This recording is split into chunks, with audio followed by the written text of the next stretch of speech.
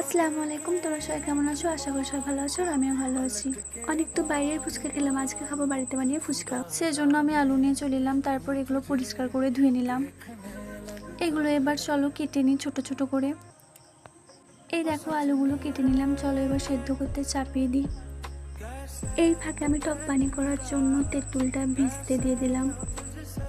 তারপর আমি ফুচকাগুলো ভেজে নিলাম। প্রথমে ভেবেছিলাম ভালো হবে না, তারপর দেখছি হ্যাঁ অনেক সুন্দর ফুলছিল, ভালো লাগছিল দেখতে আমার। অনেক তাড়াতাড়ি আমি সবগুলো ফুচকা ভেজে নিলাম। এই দেখো আমার টক পানি রেডি হয়ে গেছে।